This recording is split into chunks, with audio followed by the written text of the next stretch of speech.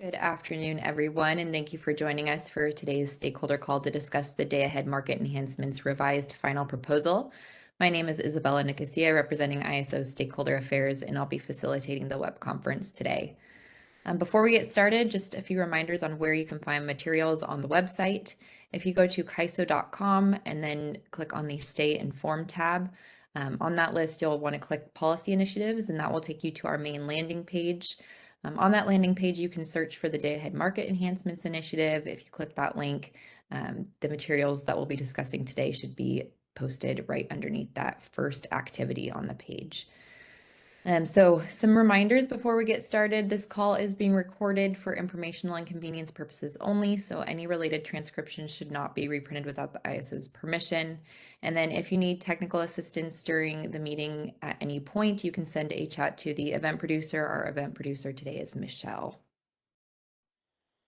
We will be taking questions throughout the call today. So like usual, if you connected to audio through the WebEx using the Call Me feature, you can select the raise hand icon, which is located at the bottom of your screen.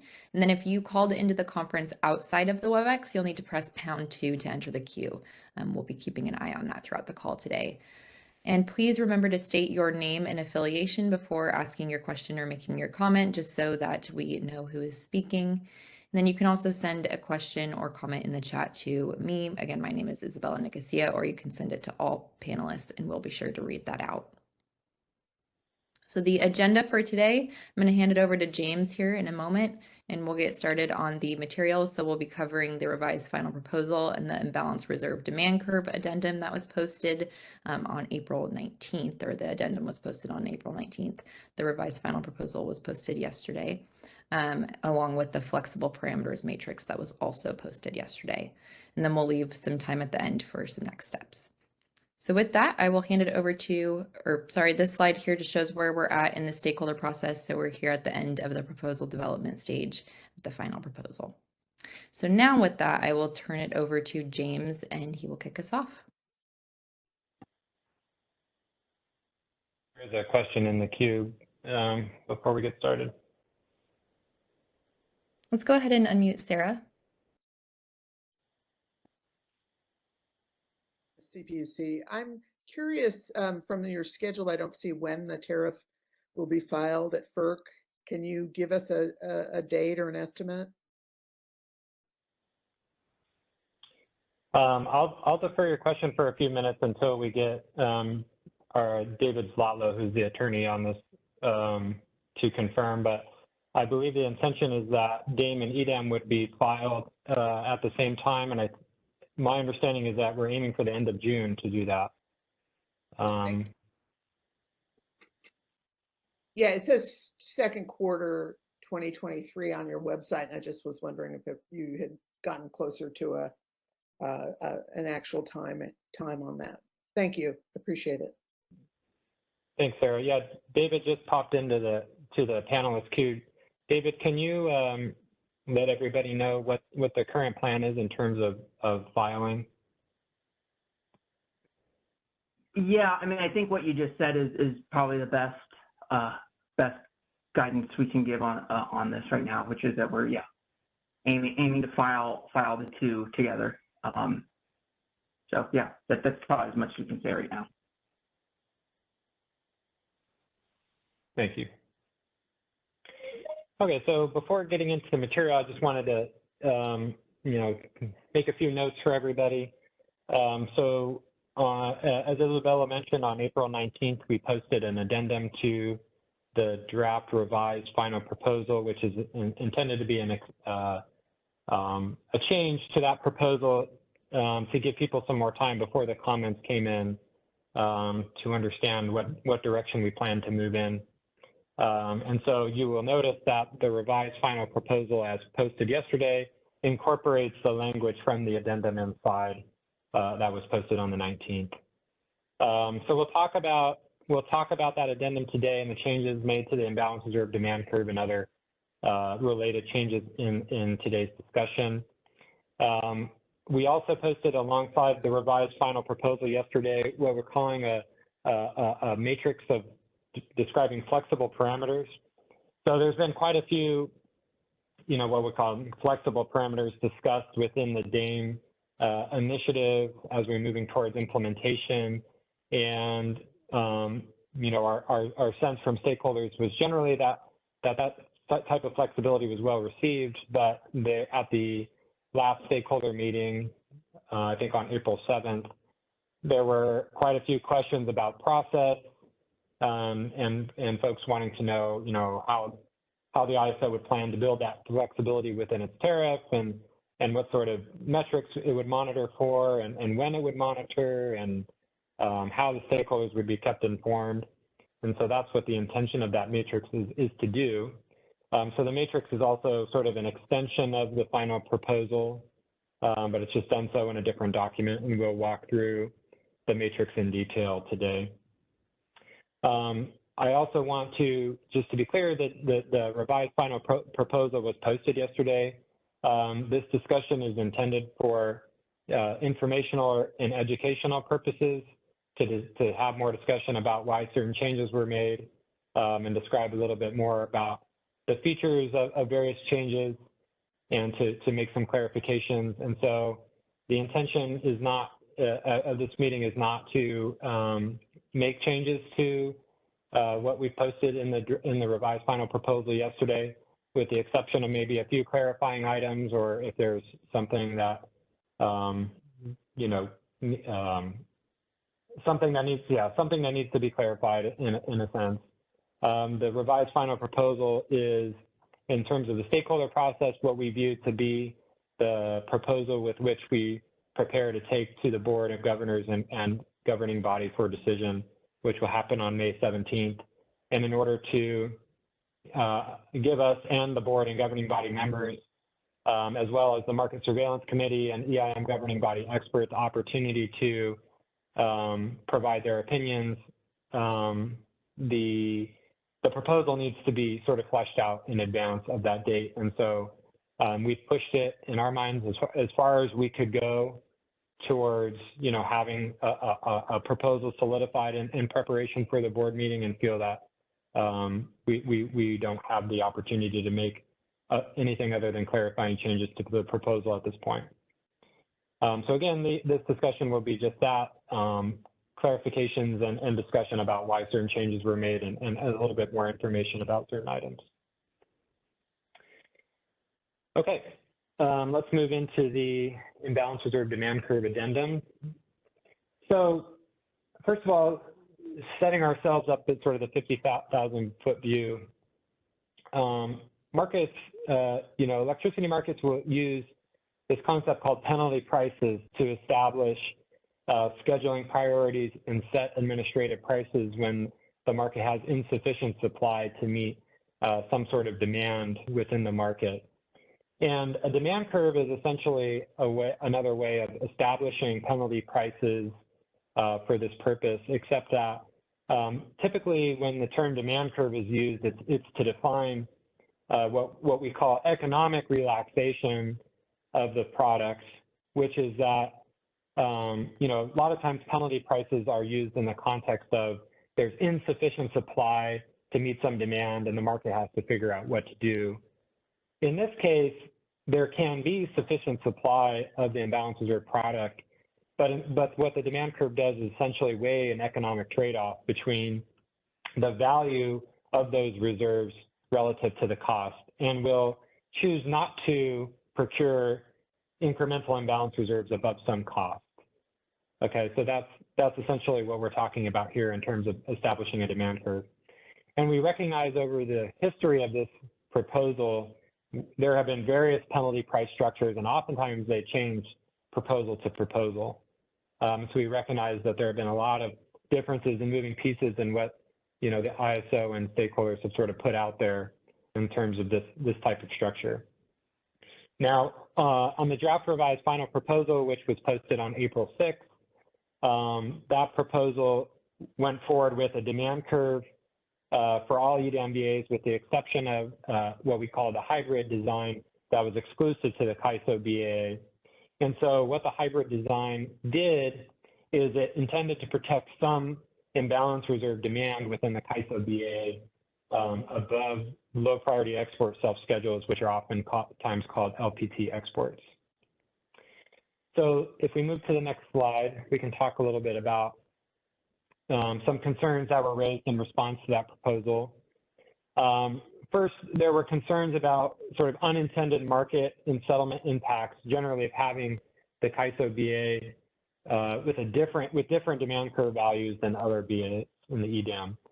And now, you know, even with the proposal that we're proceeding with, different BAs will have different demand curve values, but they'll be calculated using the same calculation. It's just similar to a way of thinking about each BA will have a different imbalance reserve requirement up and down based on their own characteristics, but the way we calculate what those requirements are exactly the same. Now, with the hybrid approach, we'd essentially had protected some portion of the CAISO BA's demand for imbalance reserves at really high penalty price values. And there were some concerns about, well, what are the market and settlement impacts potentially of having the CAISO BA subject to that strict of demand in the BA relative to other EDAM entities? What might that do to market prices and settlement? And so we agreed with those types of concerns. There's also concerns about, you know, that in a sense we're extending the FRP demand curve approach to imbalance reserve using the same calculations in the previous proposal, in that there's concerns about excessive cost. Now, I want to be clear about what we mean by excessive cost. So we're not we're not looking at prices that we think are too high or too low. When you think about cost, what's important is that we don't want to be procuring imbalance reserve at a cost that exceeds its operational value, essentially. And there were concerns by many stakeholders, including the Market Surveillance Committee and Department of Market Monitoring, that were concerned that by using the FRP demand curve approach, you're essentially you're overestimating the operational value of the imbalance reserve, and therefore the trade-off that's being made within the demand curve approach is inappropriate. And so we were convinced by a combination of these concerns that had led us to the approach that we went with in the final proposal. And so we'll talk a little bit more about that in detail.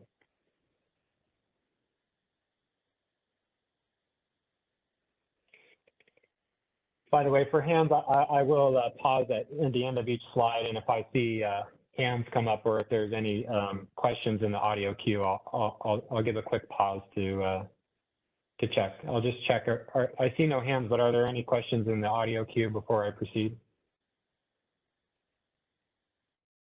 Nope, there are currently no questions in queue. Okay. So let's talk about the new proposal here.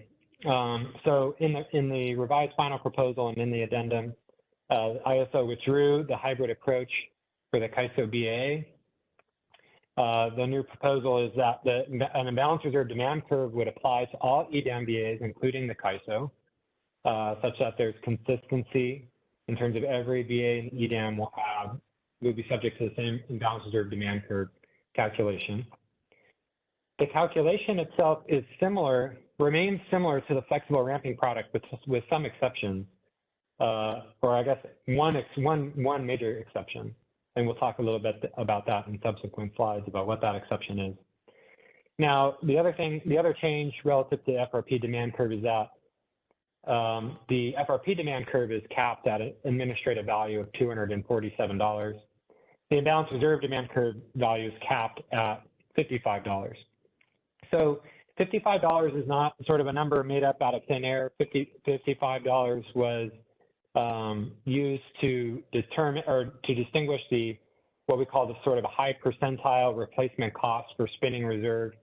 And so we use the same $55 value to determine the default availability bid for imbalance reserve and reliability capacity mitigation on the same logic that, trying to identify what sort of an upper tier cost of spinning reserve bids might look like, give us the sense for what sort of competitive cost at an upper bound might look like for the imbalance reserve product.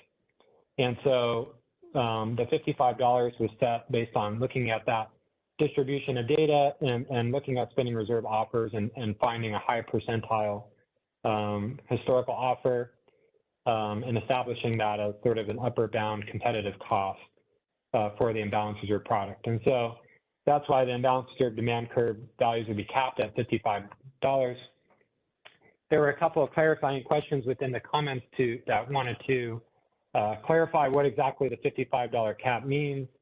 So the $55 demand curve cap essentially says that if the incremental cost of procuring another unit of imbalance reserve exceeds $55, then the market won't procure it. And if that value means that the entire imbalance reserve requirement is relaxed, then the potential for that is possible, that the entire imbalance reserve demand can be relaxed if the incremental value is $55 of the product. Let's go to there's a question in the queue. Unmute JK. You have a quick question on your comments of the $55. Just want to clarify my impression that demand curve will also be distributed to the nodal level, right? Yes. Okay, and can you clarify, is the incremental $55 for the SMAC of the imbalance reserve or for the nodal LMP of the imbalance reserve? I believe it's for the nodal LMP. Okay. So Yeah, you that's could what I have, thought. yeah, Just the demand curve. So functionally, what that means is that the demand curve could relax procurement of imbalance reserve at specific locations if the marginal price at that location is above $55. Okay, great. Thank you. Mm-hmm. All right, let's go to Callie. Hi, it's Callie Wells, WPTF. Actually, JK asked the exact same question I had, so I appreciate that answer. Thanks. So just to confirm, it's at the nodal level. So when you said it's comparing the incremental cost, by cost, you mean the full LMP, not the SMAC-like component? That's right. Okay, perfect. Thanks. Thank you. Okay.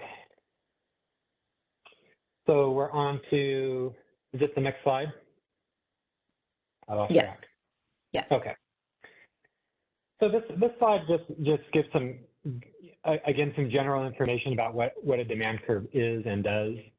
A demand curve, first, demand curves are very common features in market design for reserve products across ISOs. So I'm not going to say all ISOs for all reserve products have demand curves, but they're very, very common. And for this exact reason, that they're intending to represent the relationship between the price of the reserve and the quantity demanded of the imbalance reserve. And so if you think about it, those that have demand for imbalance reserve can't represent a willingness to pay for imbalance reserve like they can with energy in the day-ahead market. And so what a demand curve does essentially represents sort of an aggregate willingness to pay on behalf of demand for the product. And so the demand curve can set the price, at certain levels. And this sort of helps establish the appropriate price levels and keeps the price of the imbalance reserve within, by looking at the trade-off between what the value of the reserve is. Now, this final bullet explains a little bit more, and I do have a sample demand curve coming up in future slides, so some of that can be illustrated in that slide. But the market's assessing this trade-off of meeting the uncertainty requirement by looking at by this comparison of the incremental cost to the incremental value. And so when you're looking at incremental value, like what is the value of an incremental unit of imbalance reserve? Typically in these types of demand curves, you're looking at a calculation here. First of all, what's the avoidance cost So avoidance cost is a term to describe what is the bad economic or reliability outcome that we are avoiding by buying imbalanced reserve and having this capacity in advance. So for the flexible ramping product, the avoidance cost in its demand curve calculation is set to $1,000. So $1,000 represents the power balance constraint penalty price, and is essentially to say that if you go short on flexible ramping product, the avoidance cost is a power balance constraint violation. And we have many discussions in market surveillance committee meetings and within comments where, the market surveillance committee essentially questioned, the relationship of this avoidance cost of $1,000 to the imbalance reserve product, and said, well, wait a minute, just because the market foregoes imbalance reserve in the day-ahead market doesn't necessarily mean you'll violate the power balance constraint. And so therefore, if you were to set an avoidance cost for the imbalance reserve demand curve at $1,000, that's overvaluing the product and messing up the trade-off here. So we'll come back to that a little bit in the slide that illustrates the demand curve, a sample demand curve. Now, what you do is you take this avoidance cost, which is a dollar value, and you multiply it by the probability of occurrence. And so at various segments of the demand curve, you have growing probabilities that the market will be short of whatever you're buying in real time. So for flexible ramping product, it could be what is the probability that the real-time net load will exceed the uncertainty value inherent within the FRP procurement. And the same thing goes for imbalance reserve. Probability of occurrence would be what is the percent probability that at any level, at any percentile level, the real-time net load is going to come in higher than the amount of reserves that I've procured for this. And so we'll have a sample of that calculation on the sample demand curve illustration. Now, as I explained, the avoidance cost for the flexible ramping product is set to $1,000, representing a power balance constraint violation. And we've changed the avoidance cost for the imbalance reserve demand curve and set it to $247, which is the penalty price for an operating reserve shortage. And so, what could happen in real time is if you don't procure imbalance reserve and you are in a case where you have some upward uncertainty materialize, you might be able to use some operating reserve to help you sort of manage the forecast error. And so that $247 represents an avoided cost for tapping into those operating reserves. Now, it's really important and can be confusing about earlier I had this $55 cost. Now I'm saying $247. So what's going on here? So to be clear, the $247 represents what we'll call like an anchor or a peg with which all of the imbalance reserve demand curve values are going to be set against. And the $55 cap essentially says, okay, well, when that calculation here in the sub-bullet goes over $55, we'll cut it off. That's we'll cut off that segment and have that last segment be $55. So $55 represents the cap of the demand curve, and $247 represents sort of what the demand curve values are anchored or pegged to, and we'll see that in the illustration. Quick pause for questions on the phone or in the queue.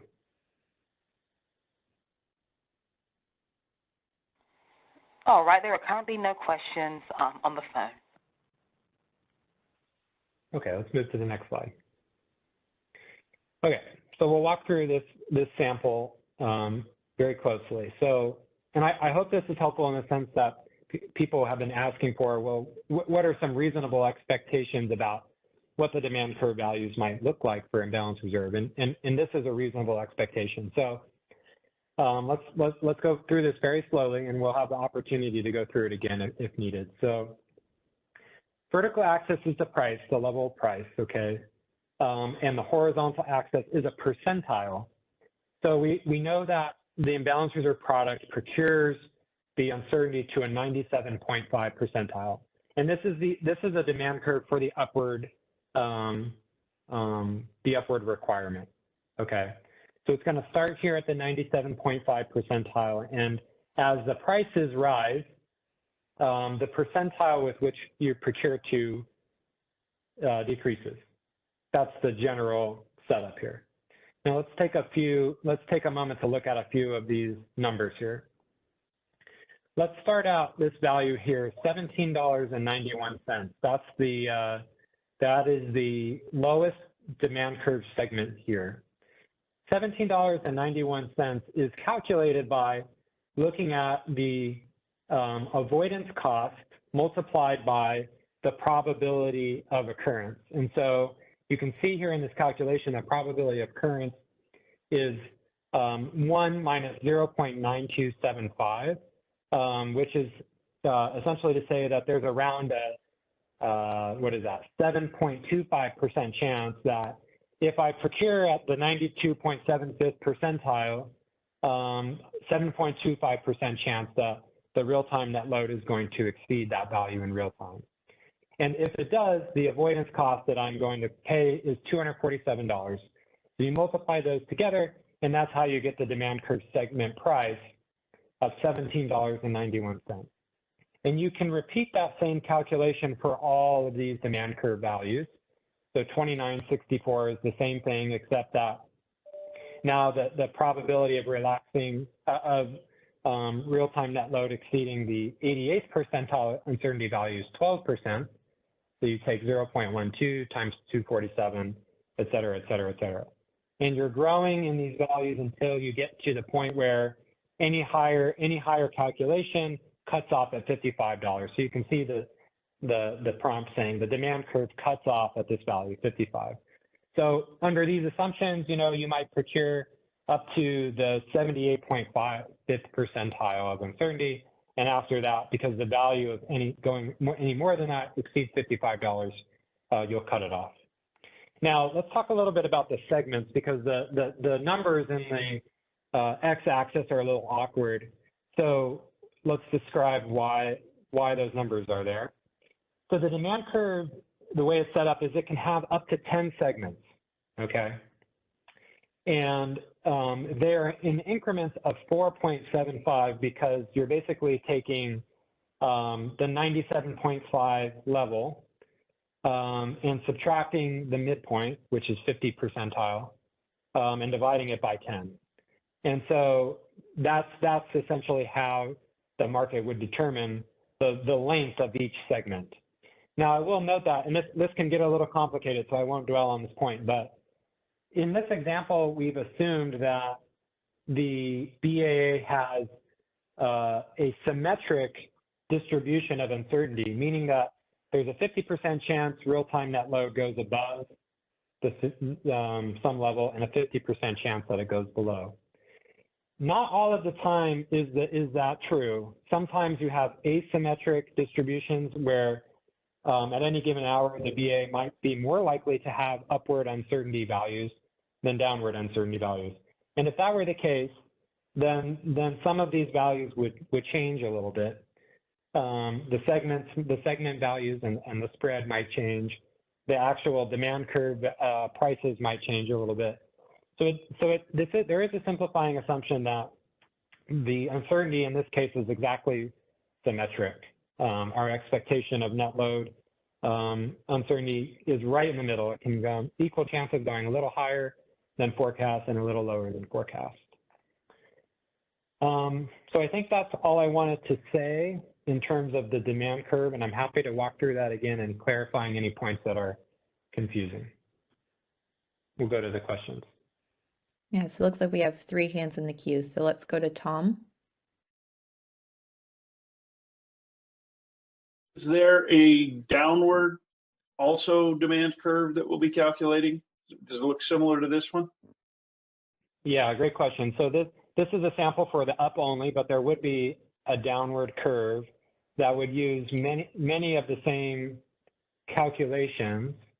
I think that the downward curve might use a different avoidance cost, not 247. I think the avoidance cost is set to like $150 or something like that. But yes, there would be a separate downward demand curve for the down product.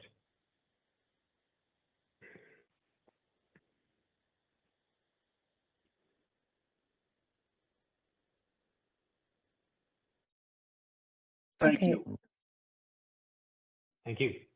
Alva? Hello, James, can you hear me? Yep. Good. This is Alva Spilota from PG&E. I just wanted to, in the context of this curve, a case was presented to us here, and I was just trying to understand whether this is a possibility. And I understand the context of, you're just doing clarifications here, but suppose you essentially have passed the RSE exactly, and so let's just say PG&E has exactly enough resource in for purposes of it meeting the target load. It has enough resources to meet its target load, and the load portion, the energy portion, is met, but the imbalance reserve portion is essentially traded against exports, so exports to external BAs that have a bid above $55. Is it possible for those exports to simply just energy bids at above $55 to take up all of the capacity that was to be used for imbalance reserves in the RSE test? Yeah, yes, I believe it is possible. Yes. And would that be a problem then? Because then once it's been exported, there might not be any way to regain that imbalance reserve. Or what's the expectation in terms of how this doesn't create an actual problem with the procurement of the reserves? So we still have the ability. Well, first, we should consider sort of the net export constraint first too, which if the net export constraint triggered, you might be able to avoid that. But in absence of considering the constraint, you'd also, you would have, if you needed to curtail the low priority exports or economic exports that cleared in, cleared above the imbalance reserve in day ahead, you'd still have the ability to curtail them in real time. And so in a sense, that's sort of what you're using as your flexibility in terms of if you have upward uncertainty values, then you're sort of looking at the exports as your cushion instead of. So the assumption is that these LPT exports would be essentially treated as imbalance reserves. That's how they're effectively identical to imbalance reserves because they have to be, presumably they have to be low priority. I mean, they don't have to be low priority exports, but I'm assuming that they're likely to be low priority exports, and therefore they're curtailable, and they can substitute for the imbalance reserves that would have been scheduled on internal resources. Yeah, I mean, more or less. I mean, if you were going into real time and you had if you're a BA going into real time and you have no imbalance reserves procured, I guess if you're the CAISO, and the incremental cost of energy increased such that, some economic exports that cleared out of ISM don't clear in real time. And if you're really tight, you're getting into self-scheduled curtailments, LTT exports would be the first ones that you'd look to cut. But you're saying the condition is that let's just suppose those exports, they just self-schedule them. Again, this is exactly the example that was presented to me, and I was just trying to understand it. Those exports were self-scheduled after day ahead, so they would no longer be in that category. How would you access the flexibility in that case? Yeah, so you're right in the sense that the flexibility in terms of the ramping and all that stuff, you've lost access to that. But if you need in real time, you're in a condition where in order to meet your real-time load, even in absence of imbalance reserve, if you have self-scheduled exports, they have lower scheduling priority than your load. You would have the ability to curtail those self-scheduled exports in advance. And again, Okay, that's so sort again, of it's sort of a last resort option, but. But I mean, that is essentially what you would suggest is the equivalent for the imbalance reserves we couldn't get would be all the exports that bought at above 55 in the day-ahead market ultimately would be subject to being used as imbalance reserves if that was the only place we could obtain them from because the forecasts were correct, for example. Then well, actually, I don't know if the forecast is correct, but if we needed that amount, in the sense we need that amount of imbalance reserve in real time, that's going to be where we would get it from curtailing those exports. Yeah, and so there's another factor to potentially consider here too, which is that if you're in situations where the imbalance reserve requirement is relaxed all the way to zero. Right, that's what I was looking for. Are you going to, is there going to be out-of-market actions in RUC? That's true, yeah. So there might, that might be, yeah. But I guess you could probably construct a case where it was, well, anyway, that's probably more likely to be the solution, I think, to what you're saying, is given that unless you have, well, my case was you actually cleared the load forecast, but you didn't clear any of the imbalance reserves, then the RUC wouldn't actually come into play either in that case. So the closer you are to that case, the closer you'd be to the case where essentially those exports become the imbalance reserves. Right. Let me ask if anybody on my PISO panel wants to weigh in on this discussion, because it's an interesting discussion.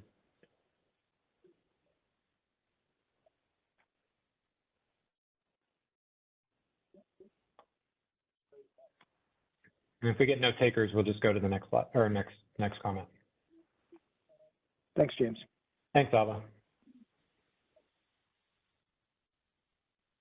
Hey, James, Greg, I'll jump in really quick. I think you guys hit it on the head. I think in that situation, the operators would be looking at when they get into RUC, if we didn't procure any imbalance reserves due to the demand curve and we had those LTP exports, that would be a situation where they could then, look at whether they wanted to procure additional flexibility through RUC.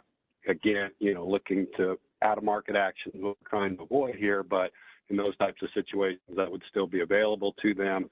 And then in that case, if we needed to cut those LTP exports, we could do that through the RUC process by the way the proposal's set up. So I think that's how it would work out.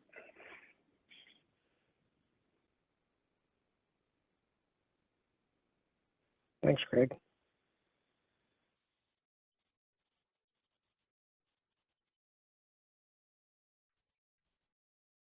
All right, Steve.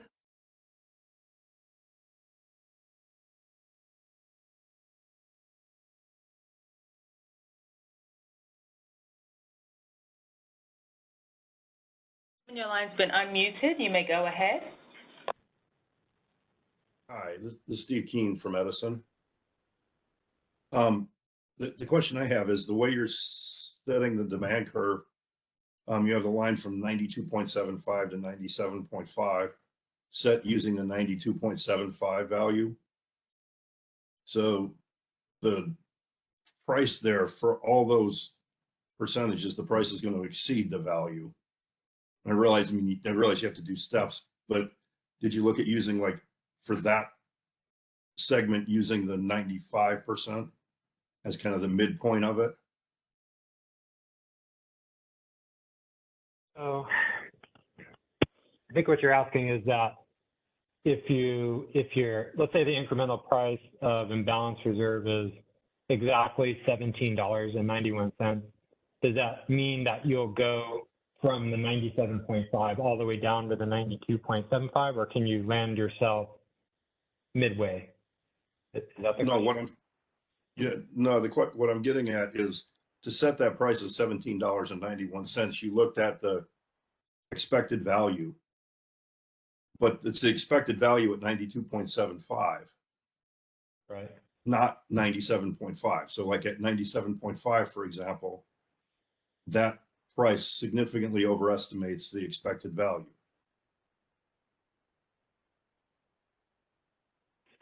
Right. And Right. So yeah, you know, it's like, why didn't you use the midpoint to set the price? So take, you know, if you use 95, you'd set a price of $12 and something for that segment. So, so let's start with on segment, or obviously there's no segment to the right of the 97.5 value, which is to say that at any cost below $17.91, we'll procure the full requirement. Right. And essentially to say that once you get to, you know, we're going to, the thought is that we're going to procure down to the 92.75 percentile if the price exceeds this value. And essentially what you're saying is, well, why not use the midpoint to decide what the calculated value would be in terms of the avoidance cost? But I think the answer is that because essentially if you've got, let's say that if the value was like $17.92, you would jump right from 97.5 to 92.75. And so like any value between $17.91 and $29.64, you know, you're going to meet the 92.75 requirement. Right. So, but the value at 92.75 is the 1791. So if at 92.75 you buy at say $20, you've essentially overpaid for it. I mean, and I realize part of this is just because you're doing steps and it's not a, you know, it's not a continuous curve, but I'm just asking, you know, how you figured out to take the lowest point of the step and determine the value at that point. Yeah, I mean, I think it's kind of as I described, but I see what you're saying. I mean, if you had a smooth curve, then any value in between the segments you would have essentially represented the marginal value appropriately. And some of that is just because of, you know, you've got a step function here. I don't know. Does anybody else on the ISO panel want to weigh in on this question? Hello, this is George Angelovich. Steve, this is a specific way that we can discretize the curve, which obviously not piecewise, not stepwise.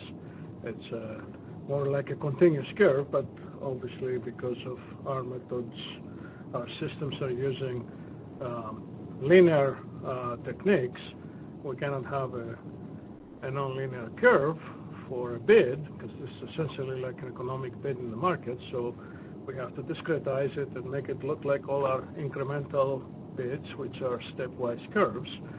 So this is a particular methodology that James here is showing on how we propose to discretize that curve. It goes along with the same approach that we are using for the FRP refinements demand curve for Flex Brown product. Is this the only way you can do it? Obviously not. There are infinite ways that you can discretize this by selecting whatever percentiles you want. So this approach is just dividing the percentiles from the inner point, which is in this example is 0.5, to the outer point, which is our requirement at 97.5. We want to have 10 segments, right? So that this is what we have for bids. So you divide this equidistant by 10, you get those percentiles, you evaluate them, you find what's the quantile, that gives you the quantities, and then this little formula that James is showing there on the right is what we use to calculate the price for that segment. It's a discretization. The actual curve is a nonlinear curve. Does this answer your question? Yes and no. I mean, yeah, I mean, I understand what you're doing. My question is just on those segments, why are you using the lower value to calculate in the formula rather than using a different value or, you know, Yeah. I mean, it seems to me that it would make sense to use the midpoint, but. That would have been a different way to do it. This is consistent with the way the incremental bids, like for energy, for example, are represented. We're always considering the price for the bid segment as being in that segment, and then you jump to the next price at the end of the segment, the beginning of the next segment. So this is what's happening here. So you can say that this approach is consistent with the way the incremental bids, which are also in truly nonlinear, but they're linearized and they're presented as stepwise curves by the participants. So the same approach here is consistent. You jump to the next segment that has a next price. I get that, but what I'm trying to say is that for that, look, the last segment from 92.75 to 97.5, where you're going to select a value of $17.91. For any point in that segment, that value is going to exceed your that price is going to exceed your expected value. Correct. And that's the same thing with the energy bid, right? When you go to the next segment, the moment you move from that point going a little bit further in, your actual incremental cost increases, but we keep the segment price flat for the purposes of having. I get that, but like using the midpoint, you'd be. Steve, we can do it in a different way. There are many different ways. You can propose a different way. Okay. And, you know, but we selected this one to be consistent with the energy bid. It's at the very end, you know, you have to ask yourself, what's the actual impact of this? You want to have some elasticity so that you don't pay for the procurement of the balanced reserve a price that is higher than what you think is the avoidance cost. How you calculate the avoidance cost and how you present it, it's not exact science to have a nonlinear curve here. This is just a discretization. I don't think it's that important, but you know, we can have a more debate here at some point. That's fine. That gives me the answer that I needed. The other thing is just, am I correct in assuming that the way you have this demand curve model, this would apply to every BAA? And when you said before that each BAA would have a different demand curve, that would be because the true demand curve will have different megawatt hours or megawatts on a horizontal axis because they each have a different demand. So each BA would have a unique demand curve, not just because the megawatt quantities that represent these percentiles are different, but because each BA also has different uncertainty distributions. And so, you know, it could be the case. So as I mentioned, you know, this is a sample case where we're assuming a perfectly symmetric distribution of uncertainty where there's an equal chance of being up or low. And since each BA has its own uncertainty distribution, then the demand curve values will be subtly different. Even the demand curve calculation will be subtly different because of that. So it's a little more than just that. The segment quantities will be different.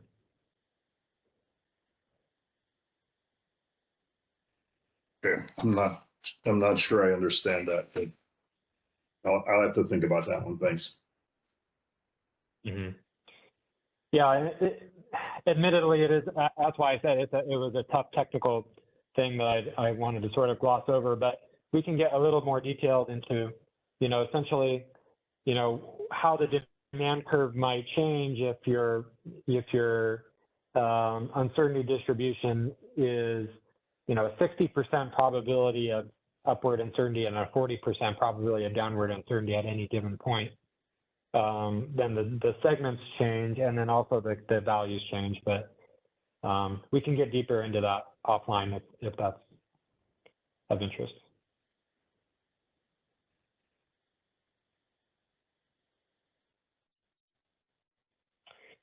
Okay, thanks very much for the question. So in terms of implementation and monitoring, so, we think that,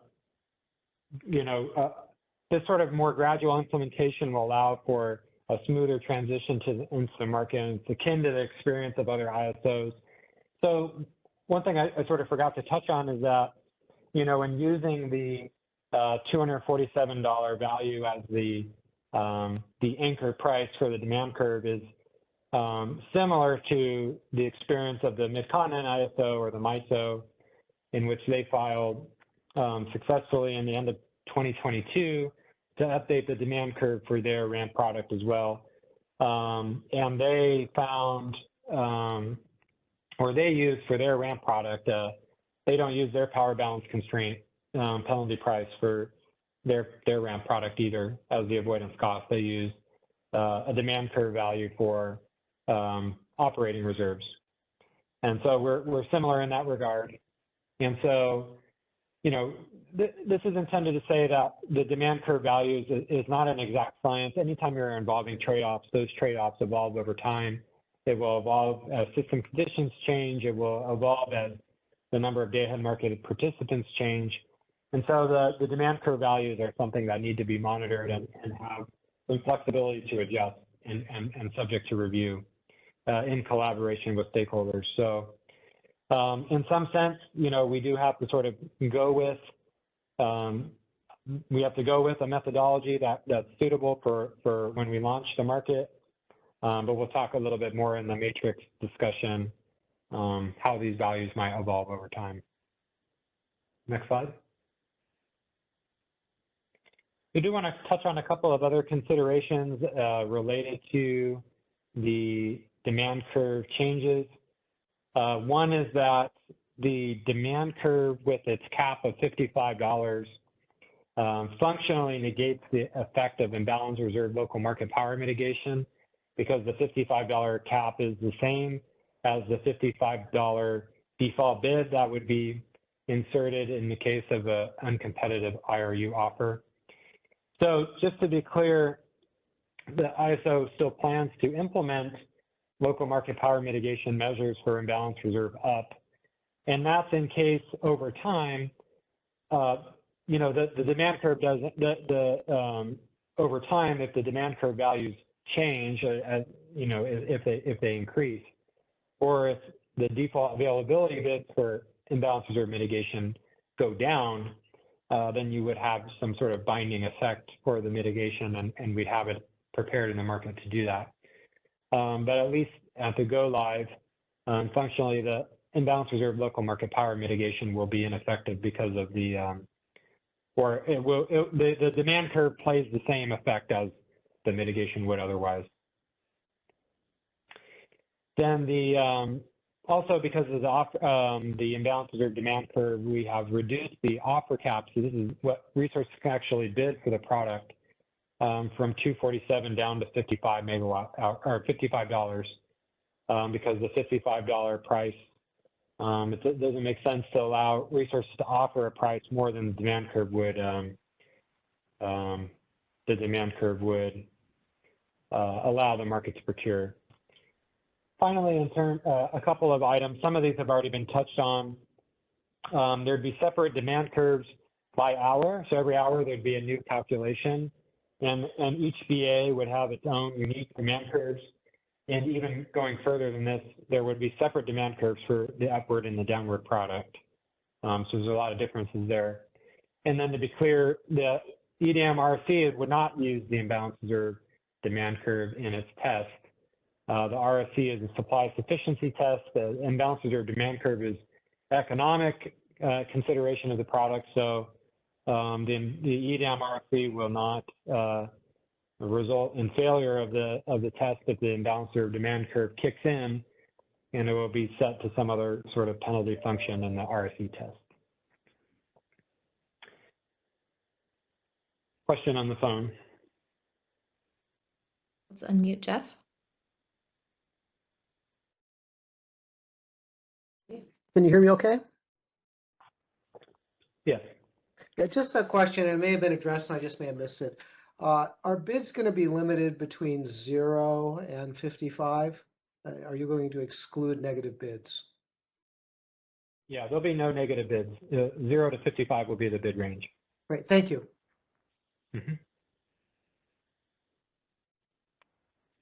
And to be clear, the downward product would also be the same, $0 to $55.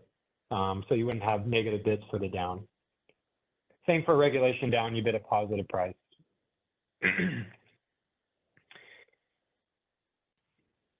I think this may be my last slide on the imbalance reserve demand curve, which is good because we're right about the top of the hour. And of course, we'll leave time at the end to the extent we have any to come back if anybody wants to come back and ask questions about the demand curve. So let's talk about the flexible parameters matrix. And I think we're actually going to open up a separate document and share a separate document if that's possible. The PowerPoint slide that's shared on the website does have the link to the demand curve, such that if somebody was not listening to this meeting and following the slides, they would know that we looked at a different document. And this, of course, is also posted on our website too. So let's break down a little bit the structure of the table before going into the specifics. So there's various columns here. The leftmost column describes the parameter with which we're calling one of the flexible parameters in this initiative, and there are 5 of them. Then the time frame for which their flexibility is evaluated changes by pre-launch to post-launch. So in some cases, there's a little bit different consideration about, what's going to happen before the market goes live than what will happen after the market goes live. And there might be uniquenesses in the flexibility that we're seeking in terms of those processes. So you'll see that when you have the post-launch row, it's going to be in white, and then the pre-launch will be in blue, and then a couple of the columns overlap both of them. Now, the evaluation process column is intended to describe what process specifically will an evaluation take place. And this is more important for the pre-launch activities than it is for the post-launch. But to the extent there's pre-launch evaluation, we try to distinguish where exactly in the process we would be looking at these things. Then tariff and BPM flexibility describe in the pre-launch sense, how the ISO would seek in the tariff and in its filing to identify constraints or identify the actual values used for go live, in the tariff and in the filing.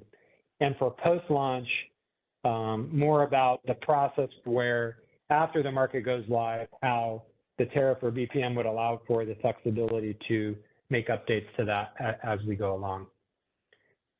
The next column is stakeholder process. So that intends to describe, how stakeholders would be involved in the process to either determine the initial value set in the market, or after the market goes live, how stakeholders would be involved in decisions to change and update these values. And then the decision criteria on the right-hand side is a high-level description. It's not a complete list, but a high-level description of what sort of metrics or decision criteria we would be using to evaluate whether or not the parameters continue to be appropriate, and might give some sense for, when we're presenting analyses, what sort of things we'd be looking at, such that stakeholders can help weigh in on whether the market's making the right trade-offs in these parameters. So that's a little bit about how the table's set up. And now let's go sort of parameter by parameter, and then I'll stop after each parameter to describe or to take questions or comments. So the first parameter is the set of transmission constraints enforced in the deployment scenarios. And we explained in the policy proposal that the ISO would build in this functionality in its implementation of the software to essentially get as granular as specific transmission constraints to enforce in the deployment scenarios or not. So again, this is only for the deployment scenarios. The energy-based scenario will continue to imply full set of transmission constraints, but the deployment scenarios, there can be some tweaking. Now, this is one of the parameters that sort of the pre-launch processes may inform what transmission constraints are enforced when the market goes live, and it would not be sort of a defined set until that time. So you sort of have two, or actually three processes with which will inform the initial set of constraints enforced. One is market simulation, of course, which market simulation is a standard process which the ISO tests its software and makes sure things are working correctly. But this would be a sort of the initial step in which we would have, maybe some sense about optimization performance and whether or not, that needs to be dialed back if the optimization performance was underperforming our expectations. So you would have a pretty early sense about, whether or not the addition of the deployment scenario constraints are causing, undue harm on the optimization in terms of performance. Now, there's another process separate from market simulation that's called parallel ops or parallel operations, in which you would have EDAM entities sort of operating within a non-production environment, or an environment that's simulating a production environment, in which people are offering, or they're actually engaging as if they were actually participating in the market, and there's a process there to sort of assess, the market impact and performance of various of the transmission constraints enforced in the deployment scenarios at that time. So, this is a standard practice for folks joining the Western EIM. They operate in a parallel ops space for some time.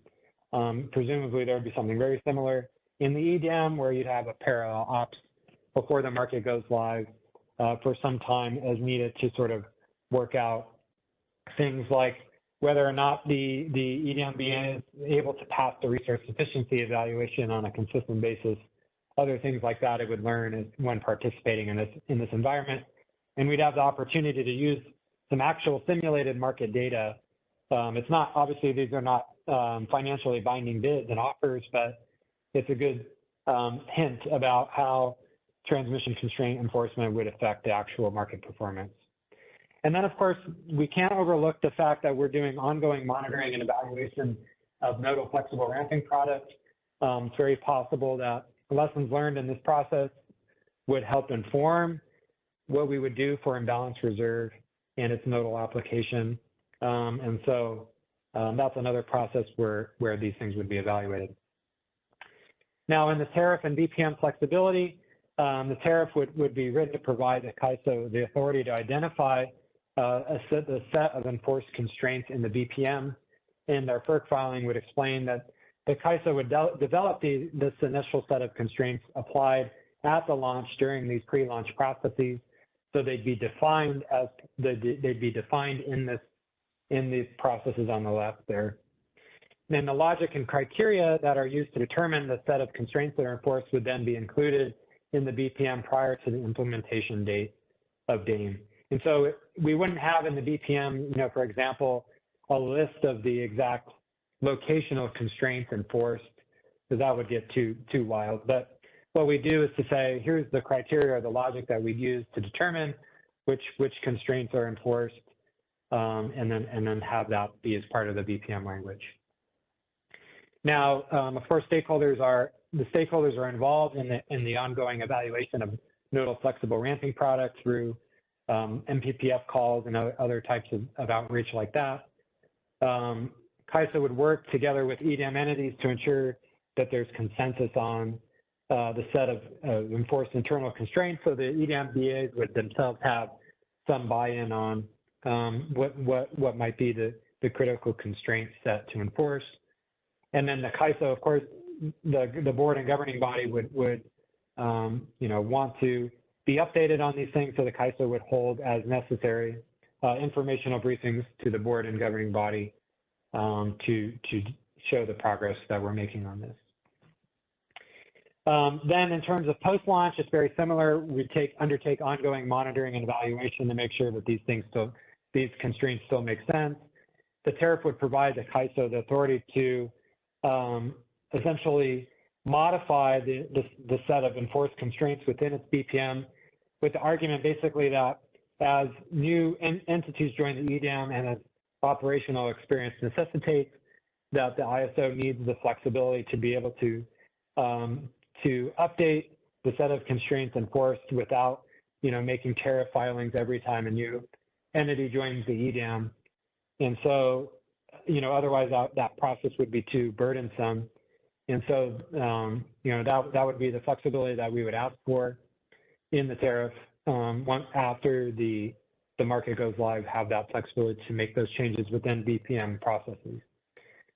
So CAISO would continue after go live to conduct evaluations and analyses on how things are working. Stakeholders have the opportunity to see this information and recommend changes based on these assessments. And then in the case that an actual change needed to be made, the CAISO would initiate its BPM PR process, in which stakeholders are involved, have the opportunity to provide feedback and comment to that when proposing new updates to the set of transmission constraints enforced. And I'm not going to go through the decision criteria on the left in detail, but there's a few examples of sort of metrics one might be looking at to decide whether or not the set of constraints enforced in deployment scenarios remain appropriate. And so these things can be subject to stakeholder feedback, and we will update that as it's helpful and get more specific once we actually do the analyses. So that ends the set of transmission constraints enforced in the deployment scenarios and describing the various ways that it's intended to be flexible, and I'll pause for comments or questions.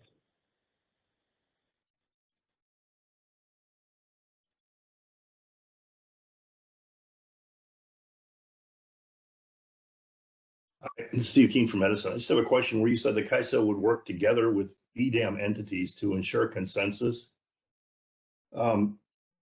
Is that an open process with stakeholders, or is that you would work with each EDAM entity separately to figure out what the constraints would be for that entity?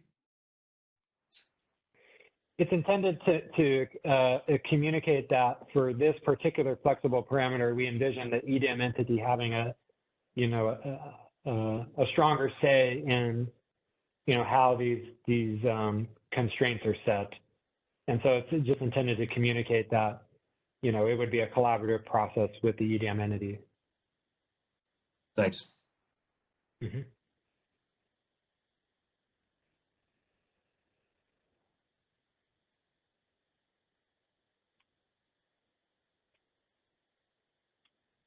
Go ahead, your line is unmuted.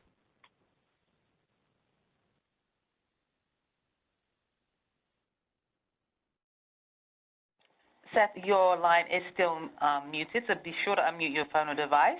Your line is unmuted. You may go ahead. Okay, thank you. Thanks for putting this together, James. I think it's helpful to see how this would all work once it goes live. I had one question, and I know this isn't your full procedure, and I appreciate that. So maybe you're contemplating my questions. You just haven't had time to flesh it all out. But what I'm thinking about is if there'll be any notification about changes and how that would be communicated to the market. From what I said, it would be good to have notification of these changes prior to TCR or CR timelines and things like that, so people are aware of how congestion may shift, how the market pricing may shift as a result of the changes. And I want to caveat what I say by just noting some changes I understand may be problematic and you have to change right away. And I can appreciate that if there's, you know, like some severe price oscillations, something really wacky is going on, or there's reliability issue, those type things I can see, you know, you need to make a change right away. But I'm thinking of more of just changes that you may note where the trade-off just isn't quite appropriate. If there would be an advance notice on those sorts of changes, and what kind of advance notice you would provide if you're contemplating that. Yeah, it's a great question. And so first, let me start by saying that within all of these flexible parameters, we're imagining them to be set relatively static, in the sense that when we're talking about flexibility, we're not envisioning sort of every day we're making little tweaks or you know, something like that. And so they're flexible in the sense that what we're trying to communicate is that over time, as system conditions change and as more entities join the day-ahead market, we need to be able to change these things without having to necessarily, you know, initiating a stakeholder process with tariff changes, which takes a long time. So with that being said, I think your question is spot on to say, like, you know, in this discussion, in these discussions, there may be differences between, you know, the ISO saying there's a huge problem with reliability for whatever reason with this enforcing this constraint causing this massive problem, versus discussions that are more like, you know, reasonable people may disagree on where we're landing in the trade-offs between, you know, how strictly or non-strictly we're enforcing constraints. So I would think that, and I don't know if I have a solid answer in terms of what the difference is and how those processes might actually look when we get there, but I can say that in any case, if we were to propose a change to the set of constraints enforced in any of these parameters, that enforced would be noticed through initiating what exists today as sort of a, you know, a BPM process to change that. And I actually think that, and we're having some discussions that, you know, we do have stakeholder engagement in terms of being involved in when BPM updates are made, and that there may need to be sort of one step further in terms of these flexible parameters, because there's so much sort of riding on the BPM in these cases that maybe we need to have, you know, sort of a more involved stakeholder process than we currently do with our BPM process, but not like a full-blown stakeholder initiative per se. So maybe somewhere in between is probably where we land, and those discussions are all sort of ongoing, and we'll try to, you know, do the best we can. But the summary being that, you know, anytime these changes would be made, you know, stakeholders would be notified and would have the opportunity to provide feedback and comment, you know, such that it's not sort of sprung on them. And finally, your question about, you know, CRRs and other things, I think that's also important in thinking about, you know, in terms of how static are these constraints at any given time.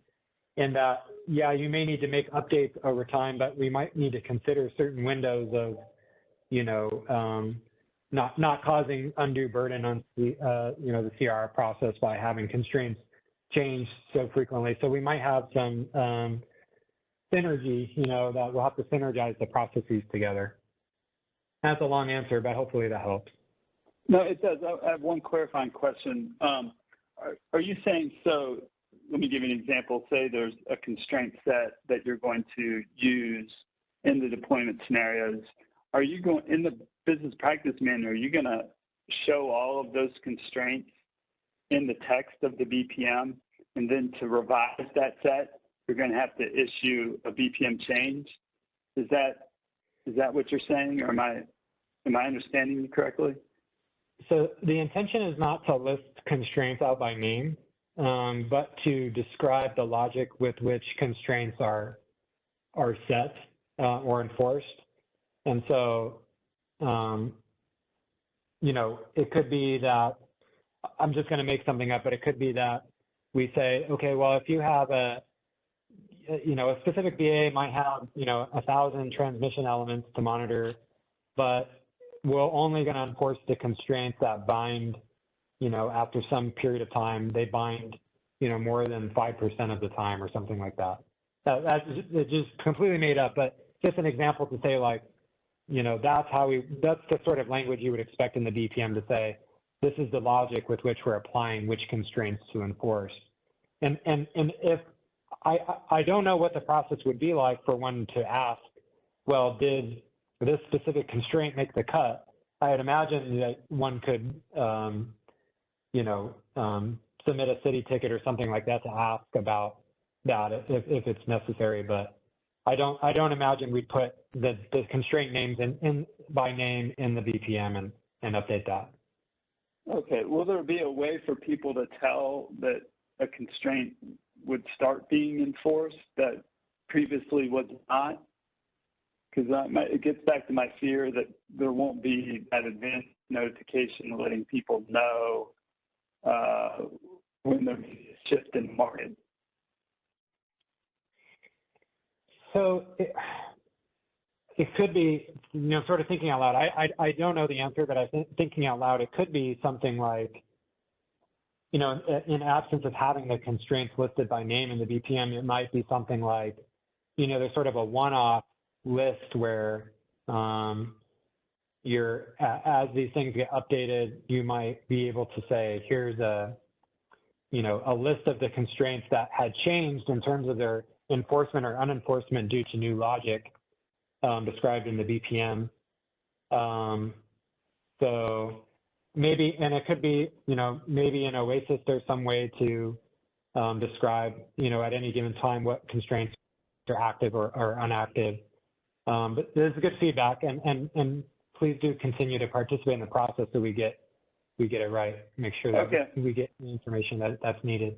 Okay, and I'll just close with this. I mean, normally this isn't really a concern of ours. We understand that the constraint set across the CAISO's markets change because conditions change. But what we're specifically concerned about is that this is a little bit different because there's a little bit more discretion involved with this.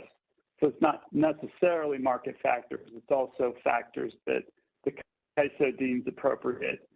And potentially market participants could also submit a request to say, oh, well, this constraint should be included. And that could be problematic in terms of them being able to have an unfair advantage. So now that they know, well, we submitted this constraint, it may start getting activated and they have knowledge of that, whereas the rest of the market might not. So it's those kinds of things that we're looking at and thinking through. So that's why I wanted to have the conversation. Thanks, Seth. Yeah, I think that's a very fair concern, and we'll make sure to work on that.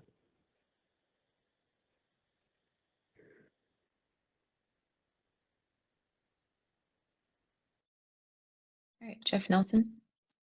Hi again. I know the answer. I just want to make certain.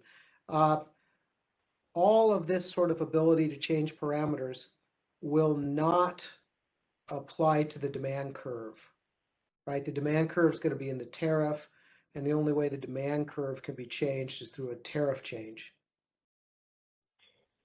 The demand curve cap will be a tariff-defined value.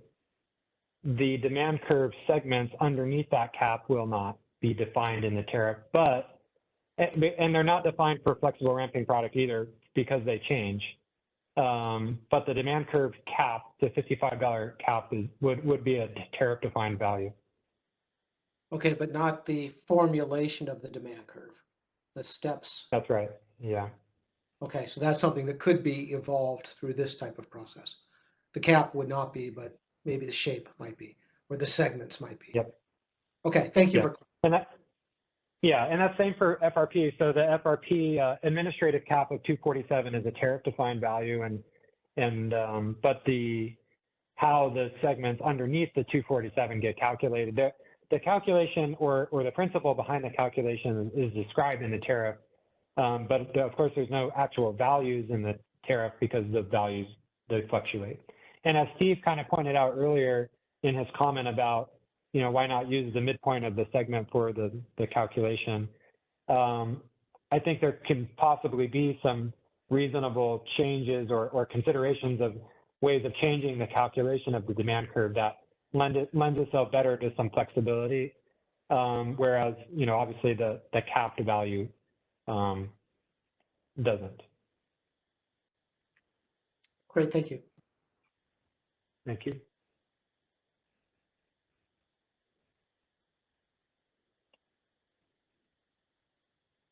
Robert Fisher.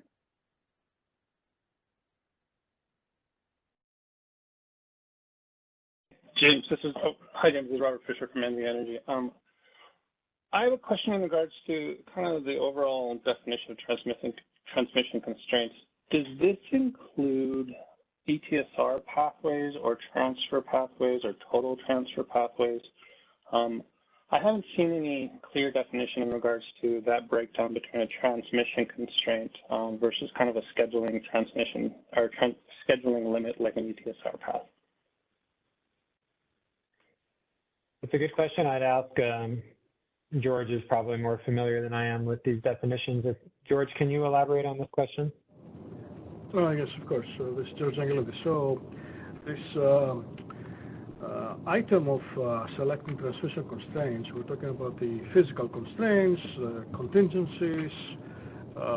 There is no question on the transfer limits, the scheduling limits for the transfers. We have to always observe because these are the rights that are released for use in EDAM. We cannot not enforce those. These were never part of this question, Robert. So all ETSR paths are always considered. Right, right. Okay, thank you very much.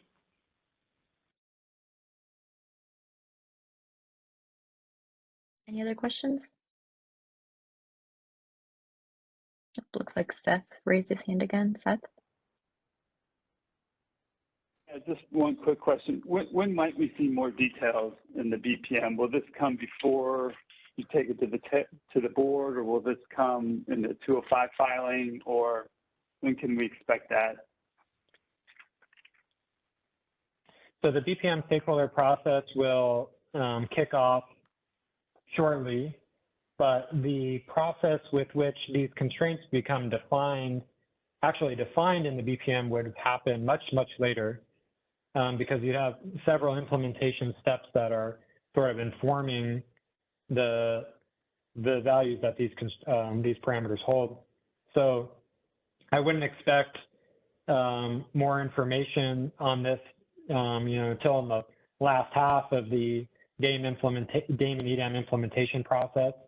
And I think that the idea being that the BPM would be published, the BPM describing these flexible parameters would be published in advance of the go live.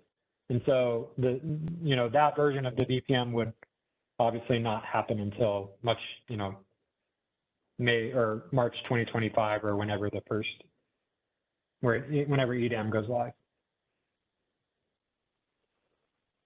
Okay, but you said the BPM process will kick off shortly. What will that contain? So the BPM process in terms of just general, I'm sorry. I confused BPM process with business BRS process. So maybe I'll retract that part of my statement. So the BPM process, like I said, in terms of when these constraints would be enforced is would happen sort of near the later end of the implementation of DAME and EDAM. Sorry for the confusion. That's fine. You may have said BRS, and I just heard BPM, so no worries. Okay, I understand what you're saying. Thank you, James. Thank you.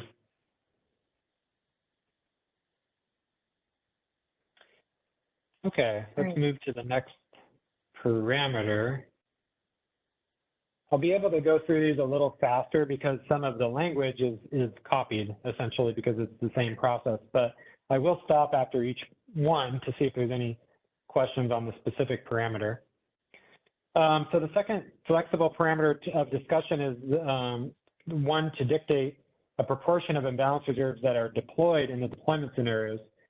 And so, just a refresher, the imbalance reserve deployment scenarios at this time assume that full deployment of the imbalance reserves in the deployment scenarios to monitor against transmission constraints. And what this parameter would do is allow us to set a sort of a proportional value to say, some fraction of the imbalance reserve awards would be deployed and monitored against transmission constraints. And so we would again have, this would be another item similar to the constraint enforced parameter above, where we would have some pre-launch process to dictate what would be the initial value set in the market. So we do that through, a combination of market simulation and parallel ops to identify, basically that the constraint's working and that, or the parameter is working and that we can assess, various market outcomes under different parameter settings. So we could say, take a few save cases from the parallel ops environment, and we could adjust the parameter at various levels and rerun the market to see how the market impact of different levels of that parameter. And of course, the tariff would provide the CAISO the authority to state the value of this parameter in the BPM, and the FERC filing would explain that the CAISO would develop this parameter in the pre-launch process. It wouldn't be a predefined parameter at the time of filing. And then once the parameter values are defined, they would be included in the BPM prior to the DAME implementation date. CAISO would share this sort of analysis pre-launch with stakeholders, offer opportunities to provide input and feedback onto what the initial parameter should be set to based on those analysis. And then, so once that parameter is set in the market, then we'll have some amount of post-launch flexibility to make adjustments to that as needed through ongoing monitoring and evaluation. The tariff would again allow us to provide that flexibility of changing it in the BPM process for similar reasons as described above. CAISO would conduct these evaluations and analyses, and stakeholders can recommend changes based on those assessments. And CAISO would initiate a BPM PR process whenever proposing to update the parameter or change its value.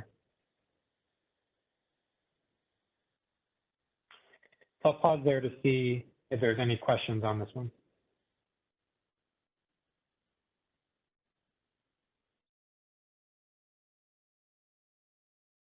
Go to Stephen King.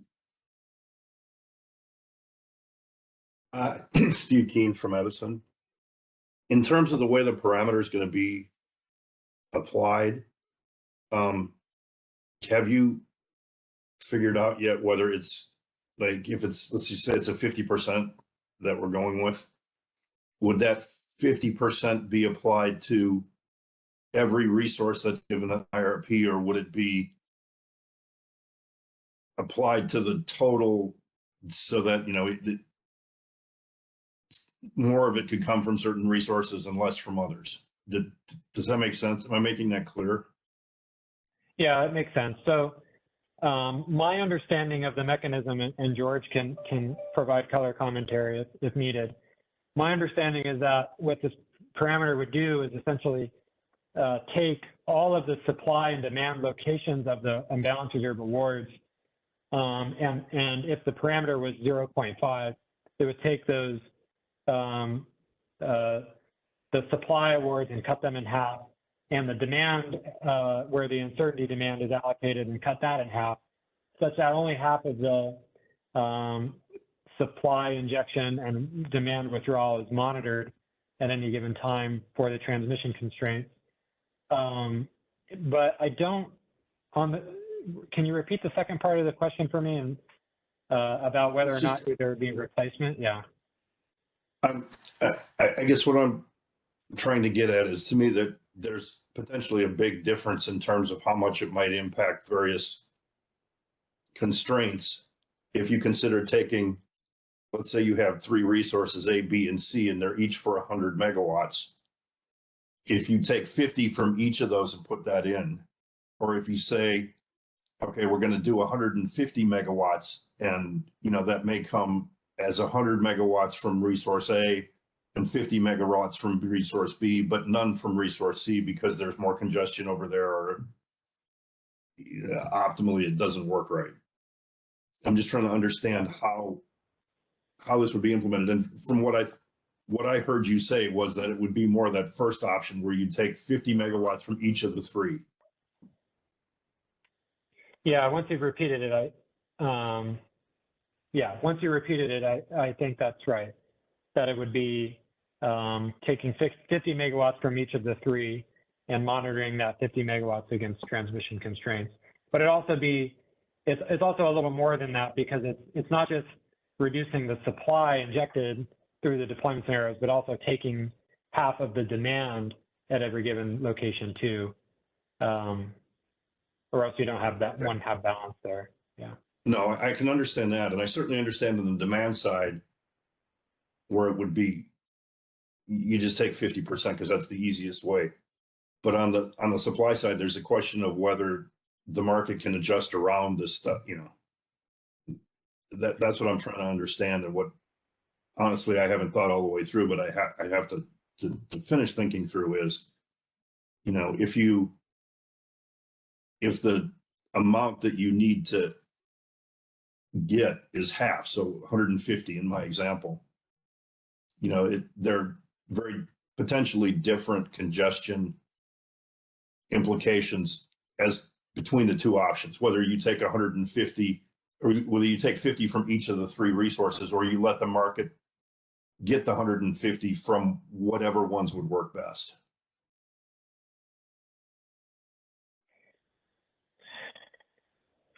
Yeah, it's an interesting question. I'm not sure I can provide a response on the fly. No, I'd be pretty surprised if you could. And like I said, I haven't thought through what the implications are either. I was just wondering, so I had a better understanding of what you were proposing. Maybe what we should do is we should put together a sort of simple example whereby we would, I think that would be helpful, and sort of share that, where we put together a simple example about how the parameter might function, how the parameter would function, and people can look at, okay, what effect is it having on the basis that you're saying is essentially, are you getting, is the market able to make trade-offs appropriately for splitting that the 150 megawatts we need up amongst the resources, or how exactly that works? Yeah, that's it exactly. And I think an example would be really helpful. Okay. Thanks. Thank you.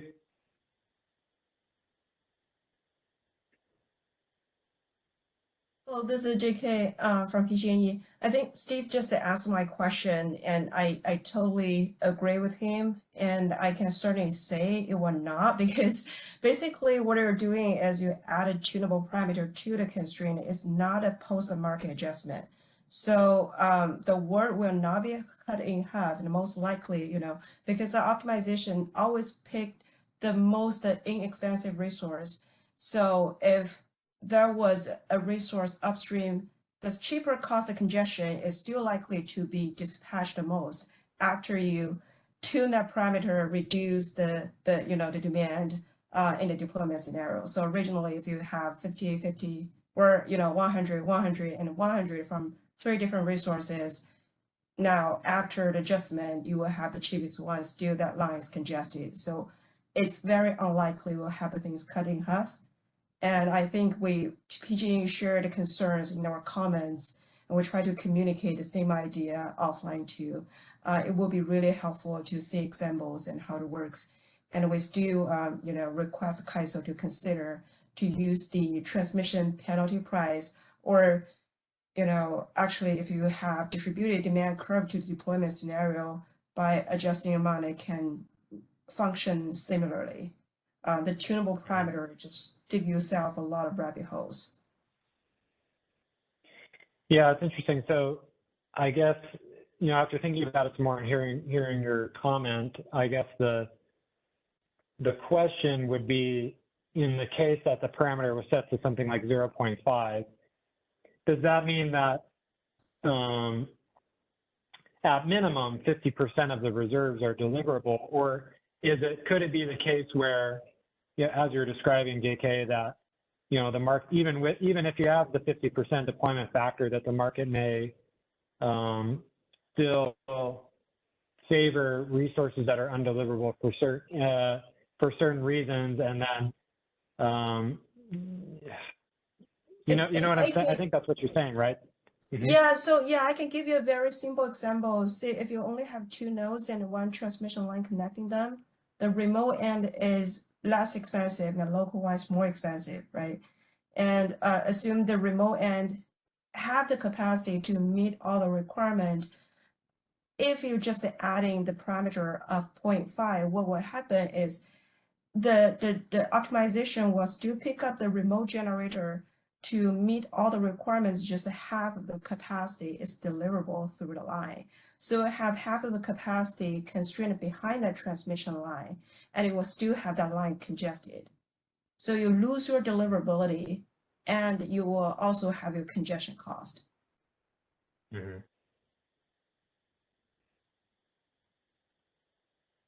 Yeah, thanks. It seems like some examples are warranted to help figure out, what the impact might look like.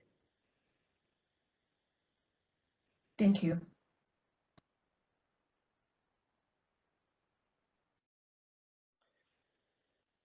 Okay, let's move on to, okay.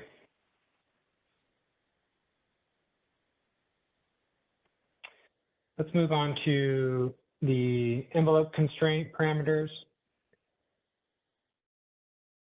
So the energy storage envelope constraint multipliers are also flexible parameters in the sense that we would have, the ability within the BPM to define what that value would be.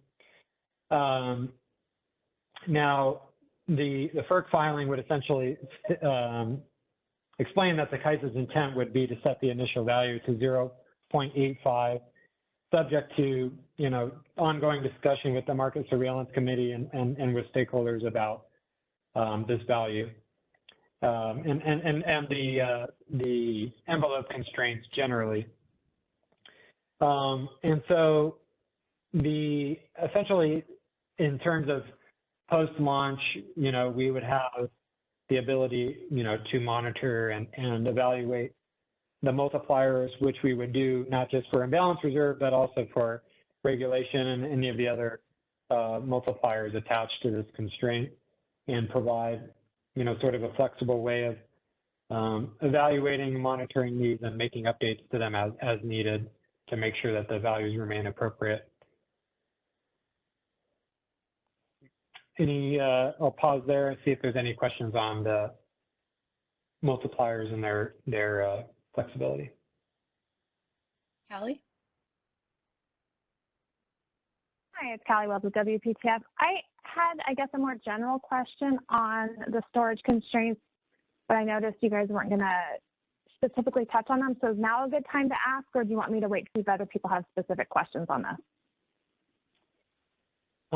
I would go ahead and ask your question, but I didn't come prepared with Gabe on the phone, so I might have to defer, but please do ask your question. Yeah.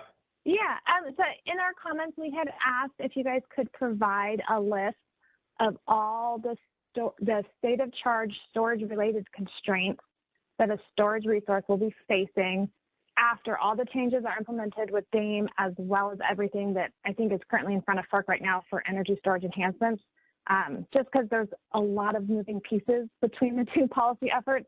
It'd be really nice to understand, when all the dust settles, what storage resources are going to face in both the day-ahead and real-time, all the state of charge related constraints. So I was hoping to see that in the last iteration of the paper. We didn't.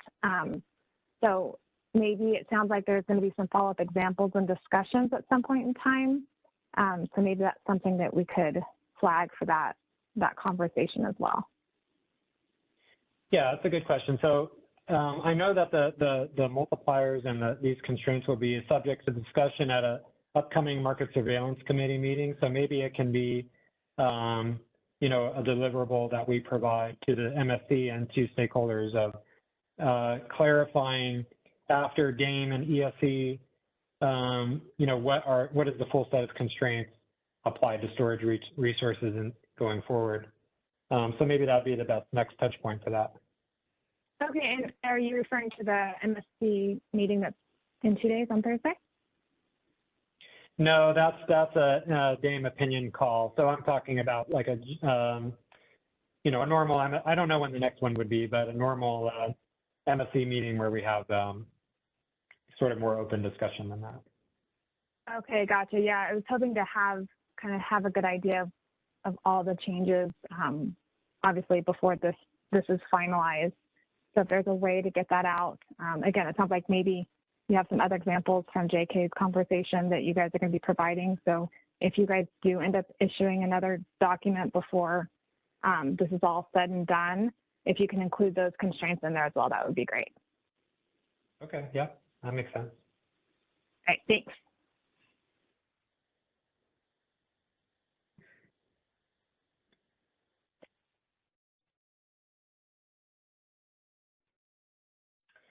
Let's move on to the next parameter. So the imbalance reserve demand curve. So I did foreshadow this a little bit with my discussion with Jeff earlier, but in terms of flexibility to monitor and update the imbalance reserve demand curve, the administrative cap of $55 would be defined in the tariff, such that if one wanted to update that value, a stakeholder process would be undertaken to relook at that. So in that sense, you know, I guess that's still some flexibility. It's not a ton of flexibility, but that value can change over time with tariff changes. Now, in the BPM will describe the calculation for, you know, sort of as I walked through in the sample curve about how the segments are calculated, how the prices in each segment are calculated, and you know, having the flexibility to define that calculation in the BPM is good in case you know, there are updates to that on a quicker time frame than we can make for the $55 cap. Any questions on the flexibility of the imbalance reserve demand curve?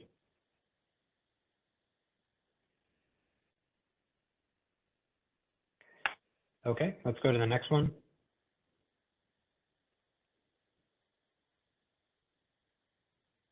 So the final one is sort of the default availability bid prices for IRU and RCU mitigation. And we've always sort of said that, you know, we have some initial values set, but that these values would need to be constantly evaluated. And so in effect, the $55 default availability bid for imbalance reserve and reliability capacity mitigation would be a tariff-defined value. And so updating that value would be subject to a tariff change and a stakeholder initiative to change those values. Now there is this discussion of a negotiated bid option and process. You know, it'll essentially be in the BPM that, or I'm sorry, in the tariff that the negotiated bid option would take effect after CAISO has had the time to assess competitive offers for the new market products and no more than 18 months. So it does take some time to develop the negotiated bid process, and having sort of a better understanding of what competitive offers are allows for, you know, that process to kick off. And so the negotiated bid option process, just like it is for energy mitigation, is defined specifically in the BPM. The tariff will describe generally what the option is and what it's used for, but the specifics would be contained within the BPM.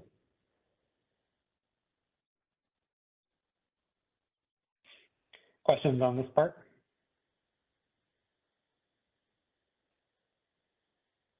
There are currently no questions in queue. Okay, so that's the end of the material that I intended to share today. I'll before I turn it back to Isabella, yep, there we go. I was just going to ask for if there's any questions or comments about any of the discussion today people wanted to bring up before we close.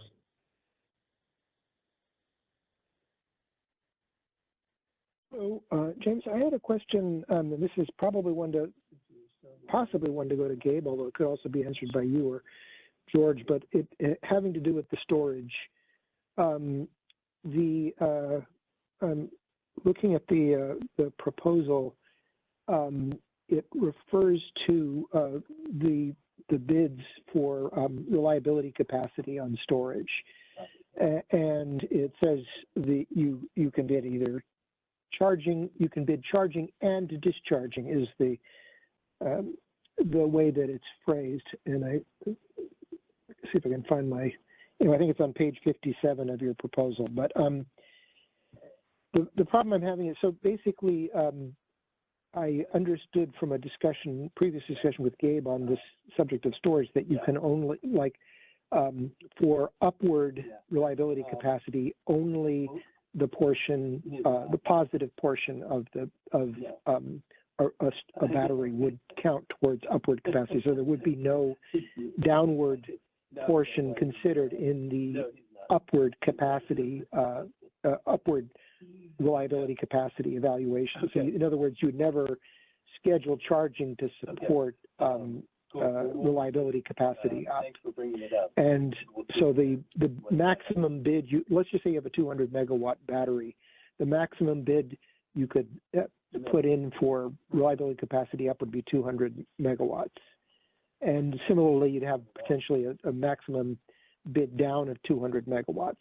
And this is different from imbalance reserves, where you'd potentially have a 400 megawatt bid for imbalance reserves up or imbalance reserves down. I just wanted to check that, given that it's a single segment bid, I don't think reading that phrase of charging and discharging, you should not be able to, or let alone be forced to, put in a bid of more than, in that case, 200 megawatts for reliability capacity. Even though your full bid range is 400 megawatts, only the upward portion is relevant to that. So I just wanted to get that clarified, because I think the language in the way you got it phrased in the proposal was not clear to me. Yeah, good question, Alva. I'll have George clarify your question. Yeah, thank you, James. Hi, Alva. This is George again through the So all these commodities, these four commodities, imbalance reserve up, imbalance reserve down, reliability capacity up, and reliability capacity down, they have different bids. So you have four different potential bids. Now, the distinction between the discharging capacity and the charging capacity, and maybe if you go on mute, Alva, so that we don't get the chatter until I finish the explanation here.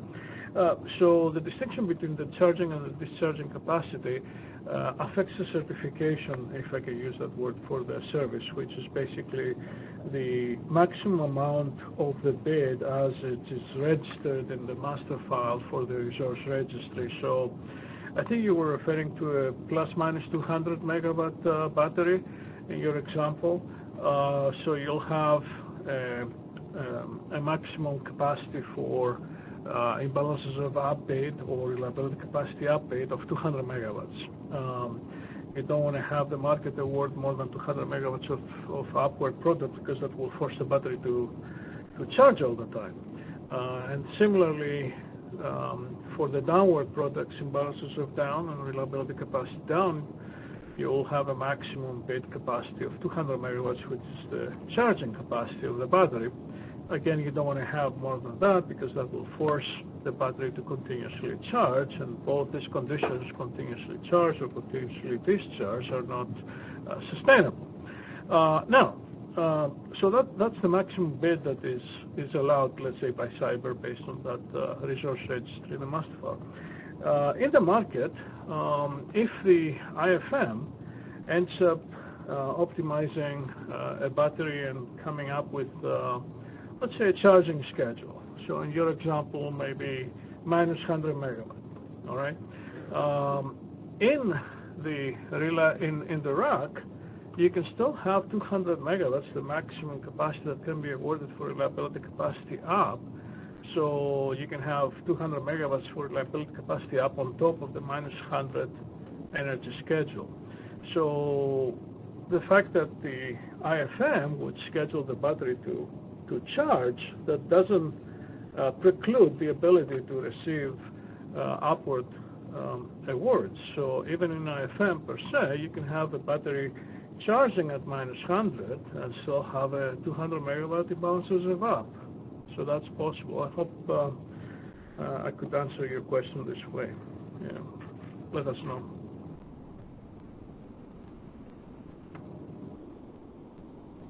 Alba? Looks like Alba lowered his hand. Alba, if you want to re-enter the queue. Okay. There we have Alba. I guess I was muted because of the noise, which makes sense. So if you're charging it up minus 100, you could get a upward imbalance reserve award of 300 even in 200, IFM 200, right? Because as we said, the bid is limited to 200. Well, the IBR bids I don't think are. I don't think the IBR bids would be limited to 200. We don't have them yet. They'd be limited, but they'd be limited to whatever your 5-minute ramping capability is. So if it was 300. Well, you have, there's a 30-minute ramp capability limitation, but that's, right. Assume that it's not relevant for a battery. But there is a capacity limitation as well. So I was talking about the capacity limitation, that we're going to limit it to the upward products limited to the discharging capacity. So have a maximum of 200, but well, because it doesn't make sense to have more, because you don't want the market to push a battery to charge for having a positive capacity product. That's why. But it actually does that for regulation. It does that for regulation or spin even now. Yeah. So we shouldn't be anyway. I think for this services, but it's something that we'll connect with Gabe and make sure we clarify the policy. Yeah, that sounds good. Yeah, and actually, you've mentioned one. So I don't expect your answer to be necessarily definitive, but that's just the question I wanted. You understand the question certainly, and I just wanted to get it answered. That's all. Thank you. Sure, you're welcome. Thank you.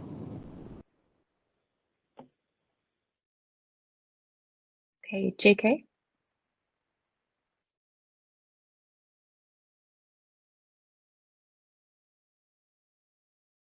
This is Jacob Wang from PGE. Hey James, I have a question related to your earlier slides in the presentation. So you mentioned that stakeholder raises concerns about the settlement process. I think that was also part of PG&E's comments. I wonder if there will be opportunity for CAISO to address these concerns. If so, what that will be. That's a good question. So the concerns about settlement were intended to be related specifically to the demand curve, in the sense that, Steve brought some good examples on the April 7th meeting about, how the settlement would work of imbalance reserve with ISOs with different demand curves. And so it was intended to be under that context. And so, there, of course, there's always opportunity to, improve the way that we're doing or implementing these procedures. The Market Surveillance Committee meeting on Thursday is an opportunity to sort of hear, what the Market Surveillance Committee's opinion is on the settlement, some of the settlement issues that have been brought up by PG&E to date. At this point, we're comfortable with what we're proposing in terms of the settlement process for the products, and I think that's about all I can say. Okay, well, we'll share our concerns in the MSC meeting. Thank you. Thank you. All right, Steve Keen. This is Steve Keen from Edison. Just something I think I might know the answer, but I want to make sure. When you move up the demand curve, so you're buying less than you want, the amount that you're not buying, is that automatically moved in and or, you know, do you try and procure it in RUC, or is it dependent upon the operators? It's dependent on the operator, so it's not an automatic process. Okay, well, do they have a chance before RUC runs to see what the results are from the IFM? I mean, can they see that, like, okay, we only got 50% of what we wanted? That's a good question in terms of timing, whereby, you know, there is a window of when the market closes to when the market results are published, where there may be an opportunity where the ISM results are visible to the day-ahead operators, and they can make adjustments to the REC procurement if they feel like it's needed within that time frame. So I imagine that that's, you know, what they would do. It wouldn't be too late necessarily. Thanks. Mm-hmm.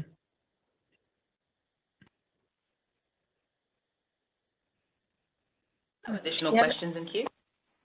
Thanks, Michelle. All right. Let me pull back up the slides here.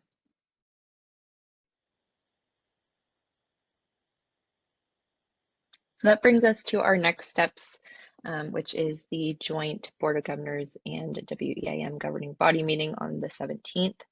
And then, as noted at the beginning of the call, we will share more information regarding the tariff development schedule as it becomes available. But we are targeting Q2 2023 for the filing at FERC. Before we conclude, are there any last questions? Oh, looks like Steve maybe raised hand again. Yeah, hi, this is Steve. I was just wondering, do you know if the WEIM market expert is going to issue an opinion on this? This is James. I don't know for sure. I would imagine she would, and she has been emailing us some questions privately. So it seems to indicate she's preparing for an opinion, but I'm not sure. Thanks. It could be the case that she's preparing to provide advice privately to the Western EM governing body members, and so her asking us questions is not necessarily an indication of a public opinion at the board meeting. So just want to make that clear. Thank you. Mm-hmm.